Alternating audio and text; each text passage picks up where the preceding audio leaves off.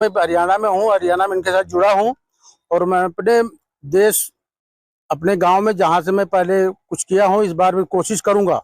अगर मौका मिलेगा तो मैं अपने यहाँ कुछ करने की कोशिश करूंगा। इलेक्शन लड़ने जो भी होगा इनके साथ, जो अगर किसी का साथ मिला, सहयोग मिला तो मैं कोशिश करूंगा। आपको क्या लगता है कि उत्तर प्रदेश में? सर उत्तर प्रदेश में भाजपा की एकदम 100 to 100 स्थिति रहेगी सर। एकदम कम है सर।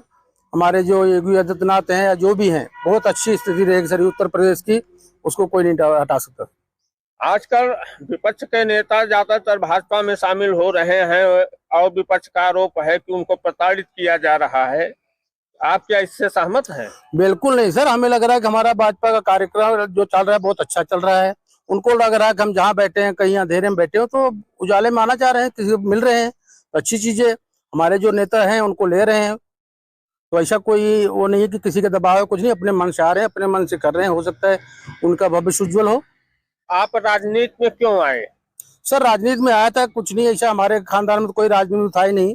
हमने हमारे खानदान कोई प्रधानी भी नहीं लड़ा गाँव का, लेकिन हमें लगा कि यार कम से कम इसमें आके कुछ गांव देश की सेवा करो, कुछ जनता की सेवा करो। कुछ नाम के लिए नहीं होता, लेकिन कुछ सेवा, जनता की सेवा करो, कुछ उनके लिए भला करो। बस इसीलिए मैं यही सोच बना के इस पार्टी में शामिल हुआ हूँ। अभी आप एक निर्दलीय प्रत्याशी के रूप में उत्तर प्रदेश के प्रयागराज जनपद में आप जिला पंचायत चुनाव लड़े। आप उस चुनाव का क्या अनुभव रहा आपको? सर मैं जिला पंचायती सदस्य का चुनाव लड़ा, निर्दलीय लड़ा। मेरे सामने सर एक एक थे दिग्गज नेता थे, बीजेपी के थे, सपा के थे, बसपा के थे, फिर भी मैं निर्दलीय इलेक्शन लड़ा सर। जहां तक मेरी इच्छा हुई, जो मेरे में साहस था, मैं अकेले अपने दम पे, जो मेरे यार दोस्त थे उनके सहारे में पूरा दमखम लगाया, जोर लगाया। जो भी हारना जीतना अलग बात है, लेकिन कम से कम गांव में लोगों के यहाँ जागरूकता हुई। मैंने शकल उनके सामने आया कि भाई यहाँ भी कोई है, दिनेश कुमार दुबे, बस इसीलिए मैं इलेक्शन लड़ा था सर। तो आगामी आपका राजनीति में रुचि बढ़ती जा रही है। आगामी विधानसभा चुनाव में भी क्या अपनी दावेदारी पेश करेंगे? बिल्कुल सर, अगले विधानसभा में भी हम दावेदारी पेश करेंगे, लड़ने की कोशिश कर रहे हैं। अगर सीट मिल गया, टिकट मिला किसी से बीजेपी से, तो बिल्कुल क्यों नहीं लड़ेंगे सर। जब आप बीजेपी के लिए काम कर रहे हैं तो बीजेपी से टिकट आपको क्यों नहीं मिलेगा? सर कोशिश करेंगे, हो सकता है मेरे से कोई और बड़ा दिग्गज आ जाए, उसको मिल जाए, हमें ना मिले, पर कोशिश रहेगी सर। मिले ना मिले, फिर भी जो बीजेपी के लिए, जिस मंच से मैं काम कर रहा हूँ, उसको बीजेपी के लिए मैं पूरा सहयोग करूंगा सर, पूरा काम करूंगा सर, जितना जहां तक हो सकेगा बीजेपी के लिए काम करूंगा सर। राजनीति में लोग आते हैं आय का साधन बढ़ाने के लिए, राजनीति के माध्यम से अपना विकास करते हैं। एक प्रकार का कारखाना बना लिए हैं कि राजनीति के माध्यम से जितना खर्चा करते हैं उसकी भरपाई करते हैं।